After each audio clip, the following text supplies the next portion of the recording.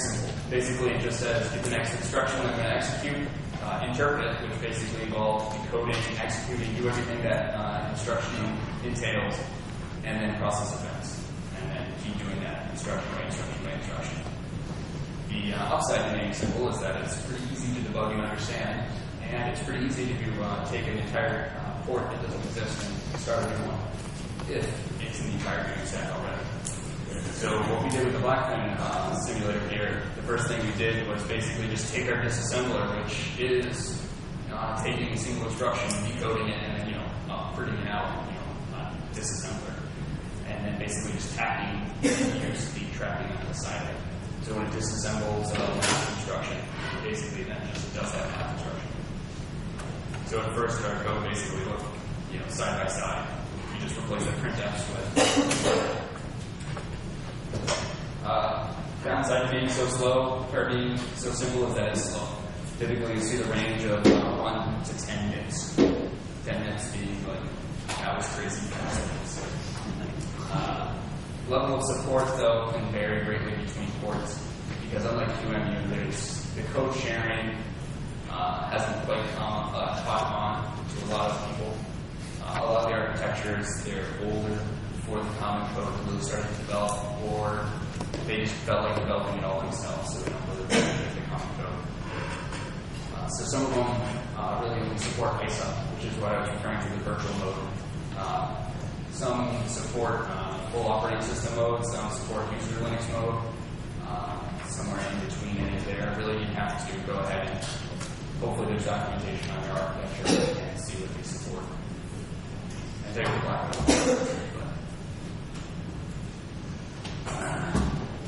Jonathan's Blackman nice guy.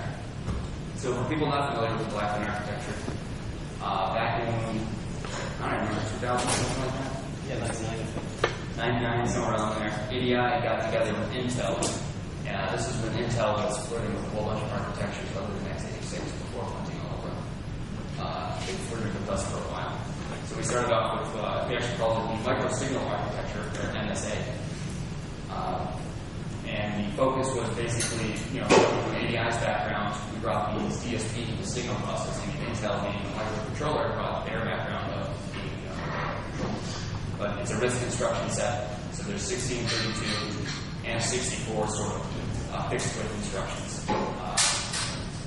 It's got a really nice, easy to understand assembly language. It shows on a bit, but basically it's fairly algebraic. Anybody can pick it up in a day.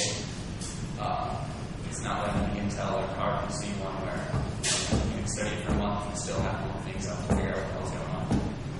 It's got dedicated registers, which generally it's a 32-bit architecture, so the registers are usually 32-bit, but it's got dedicated data registers, dedicated accumulators, dedicated pointers, and then you've got some things to help out with the DSP side, which are hardware circular buffers.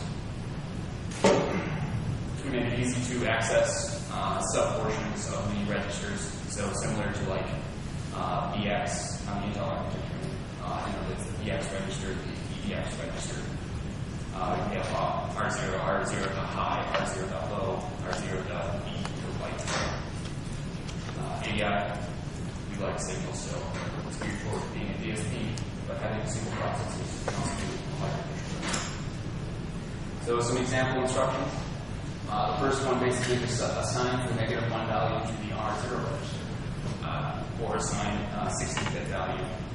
You can do math with pretty easy to understand, add these two registers together and assign it to this register. Being a RISC architecture, we have only load and store. We don't have operating in memory indirectly instructions. So to load, you get a P register and then you say the width to load or some offset, and then to store in some data register, and then to store is basically the opposite. Obviously, we have branch support, so conditional branching, indirect branching, direct calls, and then we have operations to play with the stack. So you can push pop registers, allocate or deallocate frames.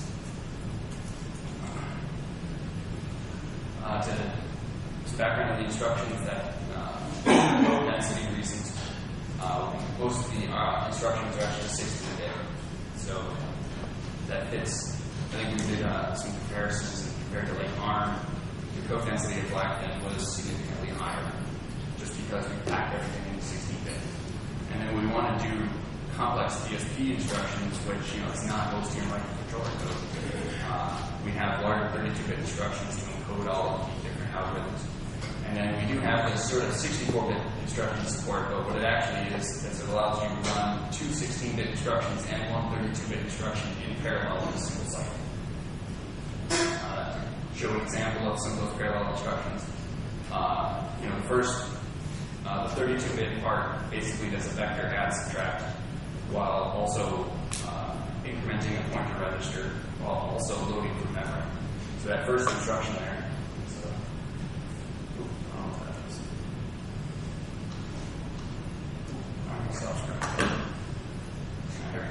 So this instruction here basically does all three of those things in a single cycle.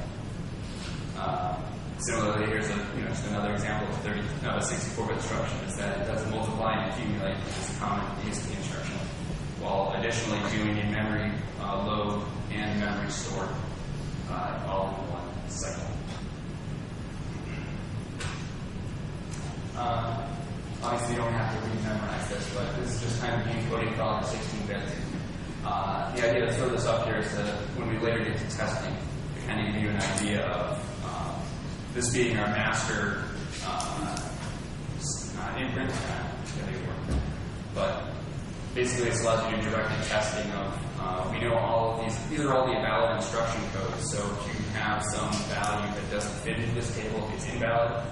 And ideally, when you're simulating code, you're not going to be simulating invalid code. So we're focusing on making sure all the valid outcodes come out as expected. So that allows us to narrow down the number of instructions we need to test, and then their varieties. Just kind of give an example of how the two different simulators compare. If we take a simple blackboard instruction like conditional move, that based on condition code, if the condition code is set, do that move. If it's not set, don't do that move.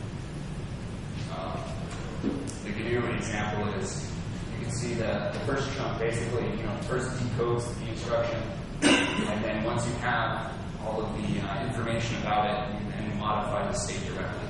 So first we look up the condition code register, figure out do I need to invert the logic, and then based on that condition, do I do the actual register read and load or move between the two?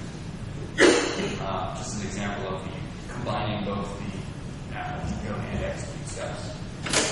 Whereas if you look at how qemu does things, you can see that the decode is exactly the same between the two.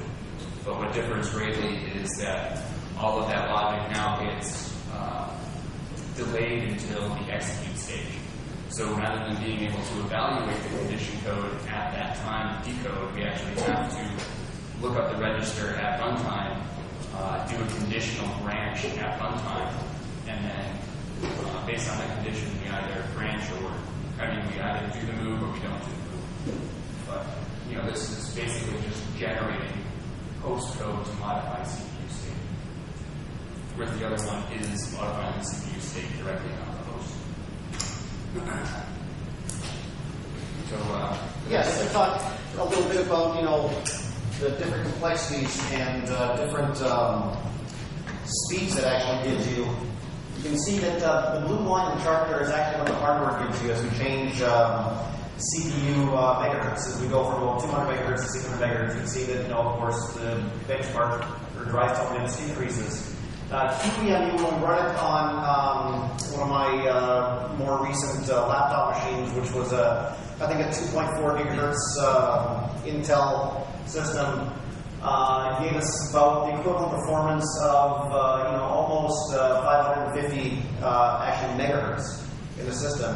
Whereas when we take that same benchmark and run it in the qemu simulator, its score is much, much lower. And that, again, most of that is because of that dynamic translation. qemu, the reason it gets this huge performance increase or huge performance, if you look at this little chart here, this is actually from a memory benchmark. And here we have memory writes, memory reads, and a mem copy.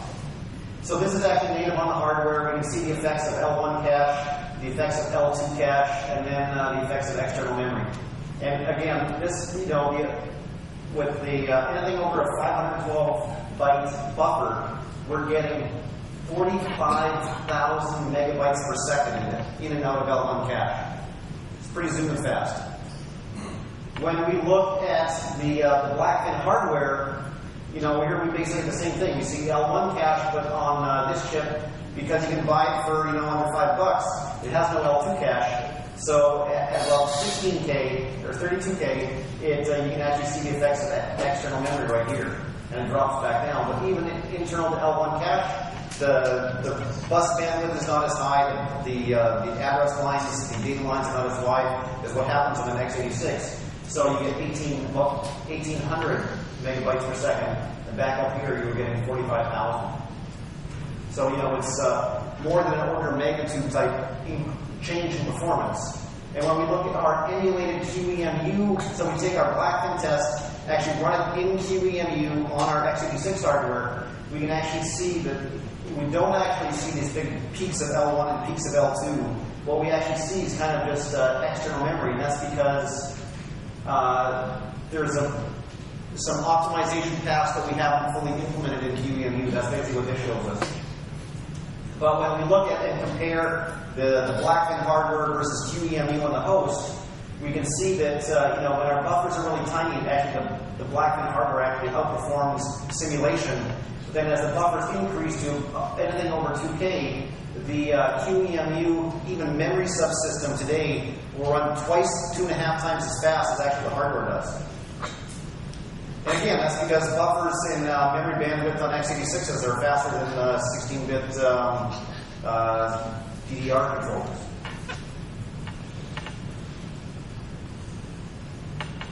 So, faster buses mean faster simulated performance. And the other thing is, faster core speeds on the host mean faster simulated performance. The downside is that the more instructions that we have to use on the host to simulate those target instructions, the slower it's going to be. So we can look at a benchmark like Drystone and say that, okay, Drystone is mainly mem copy, string copy, and string length, and these kind of basic string benchmarks, which are fairly pedantic opcodes on the target, which translate into very few opcodes on the host. When we start doing more complex benchmarks with lots of those DSP instructions like Mike was showing last time, it takes many, many more host instructions to emulate one target instruction. So the performance does go down. So the complexity is that your target performance, even if you get X on one benchmark, you'll never get the same result on a different benchmark. It actually depends on what instructions you're actually decoding in what order. So when we, we're doing a lot of this testing, one of the problems we came upon was actually how do we make sure that our simulation environment and our hardware is exactly the same? Because we're not the chip designers. We didn't, we're basically going off public available documentation, just like many of you would when you develop things. It's how do you make sure that when you're developing in a simulated environment and you port it over to your hardware, you're actually going to get the same result. And you don't get this mismatch in behavior. And so what we decided to do was a combination of directed and random tests. And the directed, oh no. Right? So that's a directed test. Yeah. With Windows. When did you select it? Can you highlight the text? Because this is a PDF, I don't think so. No, the error said it couldn't load the font. Yeah. Change the size? I don't think that's going to make a difference. Next time use VO. Yeah. View max. Full screen. Anyway, this was just an example that did some initial setup, loaded 4 into a register, subtracted 1, and made sure the result was 5. And that was basically written by hand just to test that instruction, that single instruction. And then this right down here is the word pass. You have to take my word for it. And directed tests, there's lots and lots of directed tests, both in the GNU simulator, and then there's some in qemu. These are actually the number of individual test files and then the size of that directory, the source, the size of the source. So you can see the QE, or the GNU sim has lots and lots of directed tests because it was primarily developed by the GNU community who likes to have lots and lots of directed tests because that's what they're comfortable with because they do a lot of testing on the compiler and testing on BFE and testing on these things. They want to ensure that there's no regressions when somebody fixes a bug. qemu really doesn't have that. They don't really have that. They test, they boot a kernel, as long as the kernel boots, that's awesome. And they fix a bug and they boot another kernel, as long as the kernel boots, that's great, they must have fixed the bug. What kind of things they introduce and what kinds of things they don't introduce, you know, it really just depends on what's happening. And even us in the GNU simulator, when we fix a bug, we introduce a bug and have to go back and fix all kinds of things. It's because there isn't a lot of, because the documentation for most CPU architectures suck. You end up having to interpret the way hardware actually works, and the documentation says it works one way, and the hardware is actually doing something else. You actually have to go down to the guy who sometimes designed it and actually look at the schematics, or look at the Verilog, or look at these kinds of things on his desk. Yeah, which isn't something most people can do. The other thing to note is there are a lot of simulation ports that GNU simulator has which don't have any test infrastructure right now. They're completely empty. So it's not that the GNU simulator is better, it just has more architectures with more things. But it doesn't mean that regressions don't slip in. So, you know, we have awesome.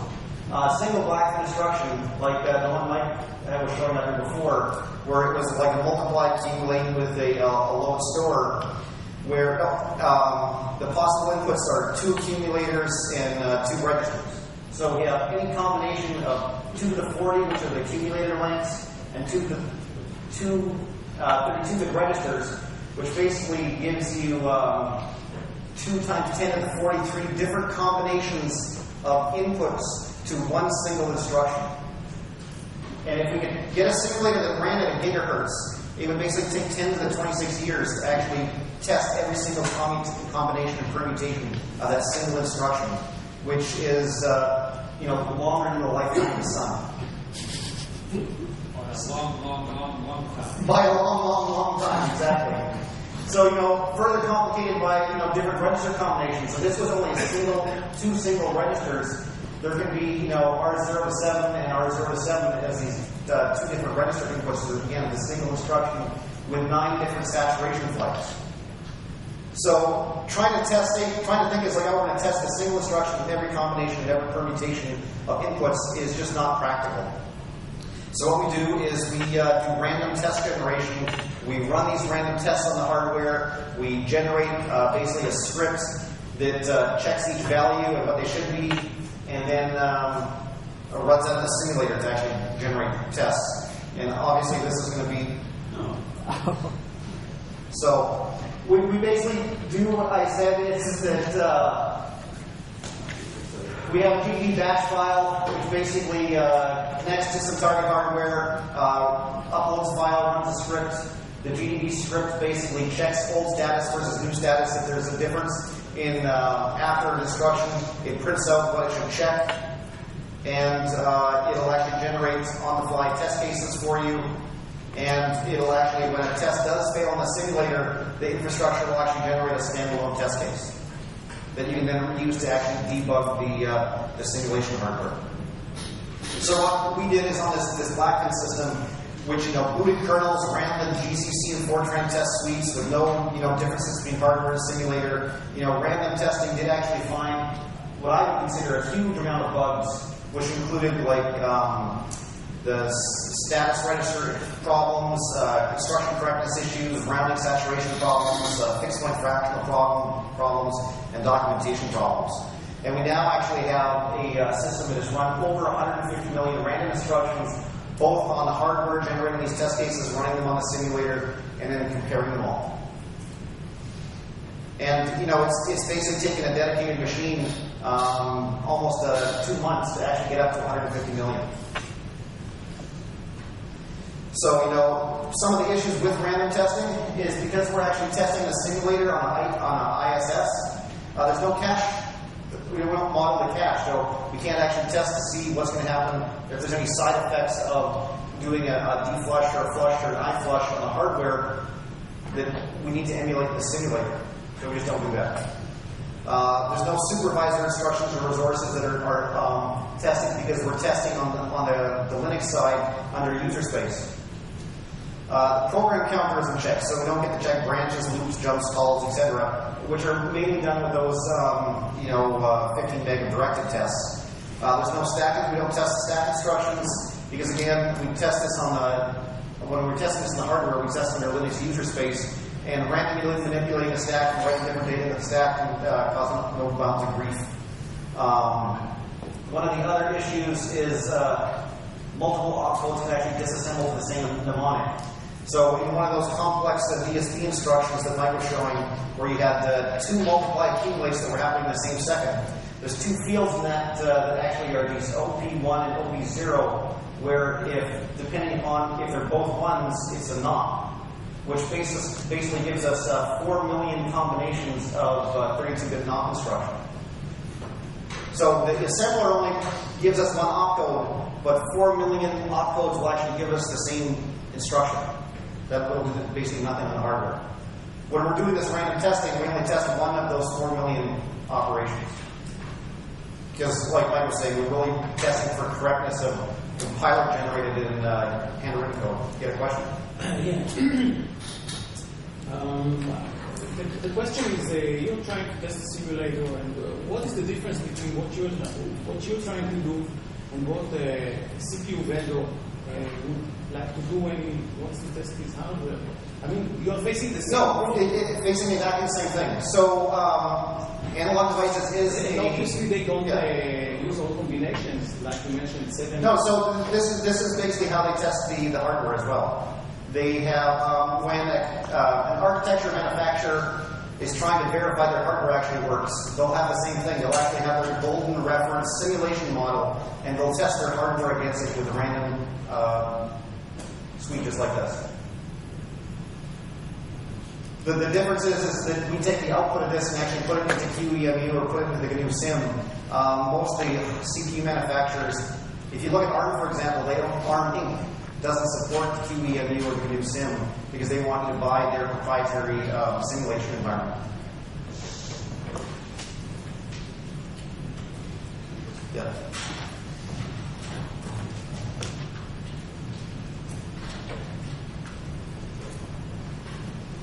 So we talk about how simulation is so awesome, such a replacement for hardware. But there are some pitfalls when it comes to this environment. The simulator is great, can't do everything. Not to point out the obvious, but obviously they can't verify actual board design. So it can't verify the layout, the wiring, the PCB is correct. It can't verify that noise of different components like EMI interference. Is over some limit. Signal integrity. So if your lines are noisy, sometimes it'll come back as multiple transitions when it shouldn't have been. Heat problems, brownouts, short circuits, etc. Sometimes with the simulator, there's actually a mismatch between the hardware and your simulation environment. Whether it be that the simulation intended to match the hardware, but there was a bug somebody hadn't tested or hadn't noticed. Discrepancy. Maybe in the simulation it's hooked up differently from your actual hardware, or maybe there was no model available for your component. So, if you're testing a touchscreen part, for example, there may be a model already available that's kind of like what you're going to be using, so you just go with it rather than creating a new one. But obviously, you should create a new one that's submitted to you. So that would be nice. More pitfalls. So one of the things we mentioned earlier as to what makes the simulation great actually kind of makes it not so great. So your host system, its nice large buses, caches, etc., can sort of hide issues in your development methodologies and as rigorous and tight as it should be.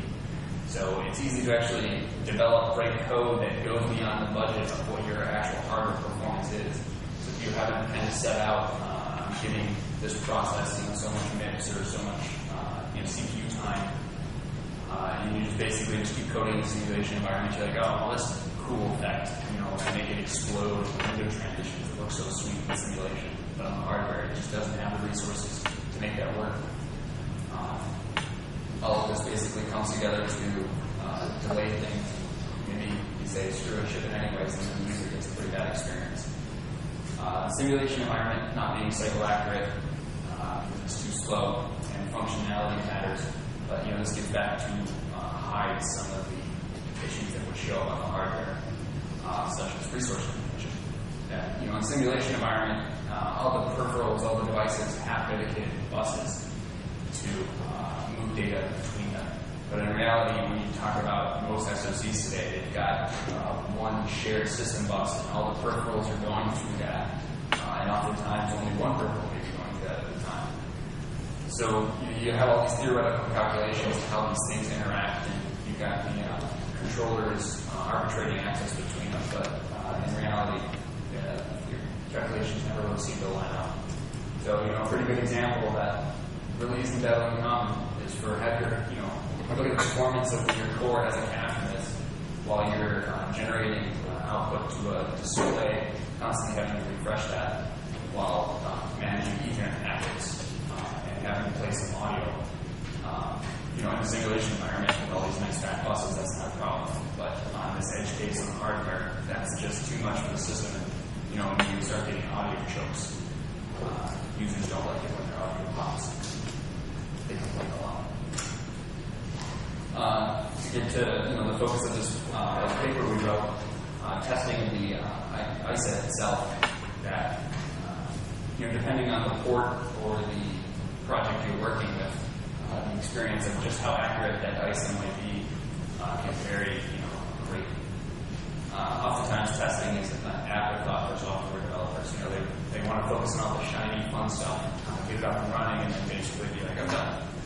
But you got to verify that all that stuff actually works, because users that you're shipping this to are the ones who can make uniqueness. So what comes up are uncommon instructions, or esoteric options, flags to instruction. It probably was showing like the ALU instruction, I guess you attempted to.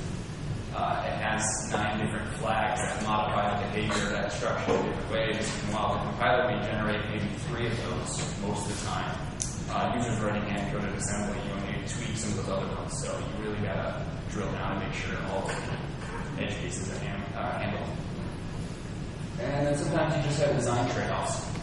Correctness, exact hardware behavior may be sacrificed for the sake of speed. Something you just have to check and be aware of. So common cases are important. So when you're testing QM, boot up the kernel and you display, you log in, you type some commands, it all works. Sure, satisfies 90% of people out there. But all these uncommon and esoteric cases, that's where we get all the isolated one a lot. It's that 1% that nobody tests, and it probably doesn't work. And hopefully the documentation, covers all of these things, or helps you to make judgments as to what to go with or what to try. Assuming something wrong. You got a question? Can you come up with the examples of this whiny stuff? Like what kind of stuff can there be not tested and will have problems when used? You mean like this for this 1%? Like the uncommon instructions. Like in the black bin, there's a behavior to control the rounding of registers. You want to talk about that one? Yeah, so there's in various DSP algorithms, you actually want to round different ways than what ANSI says you want to. So there's an option to round the way ANSI says, and an option to round the way that some DSP algorithms want. When we test almost everything here, we actually test only the ANSI version. And so if you flip the bit and expect the simulator to actually work, the simulator bit will flip and the rounding will still just do ANSI. So I guess it's a matter of the compiler would never generate code to flip that bit. Basically, you would only see that if somebody was writing hand-coded DSP algorithms. They would flip that bit, do some things, get the rounding in a different way, and flip that.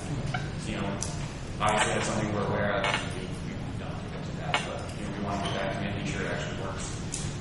I'm sure every architecture out there has these little corners that are pretty dark that nobody really looks in. So the conclusions you guys can run away. Simulation, you want it, you need it, just admit it, accept it. In today's modern cycles of software development, it's critical basically to hit market at the time of you should be there versus missing the window and then losing a lot of money on it. And testing in the simulator matters, but it's not as easy as like, let's say we want to test and let's get this stuff done. It takes a lot of time, it takes planning, it takes more time, it takes people, it takes hardware, it takes time, it takes documentation, it just takes effort. It also takes time. I don't know if I mentioned that one. And then all these little common details that you really rather forget about the architecture. Somebody's going to run this way. So that's the hell of it. Any more questions? Otherwise, I think we start. Guy in front. So at the next back and revision or the next ship, what would you be different? You mean in terms of like architecture support? I mean, At the time, let's say you're in charge of testing the next ship, given what you've learned, what would be different from what you presented? What would you drop out first? I don't know. Well, the hardware design team has a much different test methodology and even sometimes test goals because they're testing their goal in the simulator versus the hardware, and we actually wait till the hardware comes out and make sure that even some of the anomalies that actually ended up in the hardware that they didn't actually catch during their verification phase actually end up in our simulator. So that way, the hardware and what you use as a simulation environment are actually exactly the same. So I'm not sure if there's actually something that we could do different to speed up the process, just because the goals are a little bit different between what the hardware goals are and the software developer goals are. And because their simulator is cycle accurate, because that's actually one of the things that they want to make sure is that, if something only takes one cycle in their simulation, it only takes one cycle on the hardware. Whereas we don't care. It can take 5 cycles in the hardware, and it takes 1 cycle in our in the qemu. I mean, like the goals between our two teams are a bit different. Theirs is verification before they actually put out processors, whereas ours are geared towards end customers doing software development. We want it to match the hardware. I mean, in terms of things different, we wish they would write the documentation to be accurate, but we end up sending a lot of emails that documentation says this, hardware says that, and then put in a bug fix Into the documentation. Yeah. So it's a good presentation, but I think you kind of implying the purpose for which you're using simulation, the purpose for maybe verification of the hardware or maybe something like that. When I hear simulation, I mostly think about virtualization. So when people use qemu, they mostly use, I don't know, they can use it for verification of the hardware or hardware-related issues, but more, when people say qemu, in a lot of Linux sort of professionals that work with it, they think about KVM, right? When you use it for virtualization, you don't really care about cycle accuracy, you don't really care about whether the hardware is emulated in a real way. You only care about whether it can run something there without the errors, and then you can migrate it, then you can checkpoint it to whether, however you want it. So but how do you actually make sure KVM is actually the same as what the hardware is? I don't care. That's the point. Okay, that's the fucking problem. Why? Is if it's not the same, then you're verifying something that has bugs in it, then you run it on the hardware and it doesn't work. I don't verify it. And people, for example, who use KVM... You assume it is correct. What I'm saying is you can't make that assumption. I think the other aspect is we're not approaching it from the virtualization aspect. I know virtualization is huge with QEM or KVM. Getting multiple machines running, so it's kind of like a replacement for VM. Oh, yeah. So what we use it, what we're talking about is more for the embedded developer. We use cross-compiling. We don't really care about virtualization at all. We're focused on developing software for a target cross-compiling. Two very different areas. So. One of the problems I had playing with qemu a while ago was just trying to get a definition of all the right peripherals and all that stuff. Has that gotten any better? And is it specifically the Blackfin that you guys have made better in terms of matching a processor version and its built-in peripherals? being able to add other peripherals that are on your board? In terms of general, honestly, I don't know. I mean, I'm not actually a qemu developer in so much that I really focus on the Blackman side. I did Blackman before. Yeah. And so on the Blackman side, I definitely try to make sure that what we actually have on our SOCs, I have models for that available. Because what I'm trying to do is I build up a kernel image that I'm going to boot on the hardware, and then I turn around and try to make sure that the same thing is going to boot in my simulator and act exactly the same. So I mean, on the Blackman side, I can say yes, I try to go for that. On the side, and documentation, I don't know, I can imagine it's probably the same. Alright, by the same, I mean unchanged from what you experienced. Yeah, I think the next talk is supposed to be starting shortly. So if you have any further questions for Mike or myself, we'll just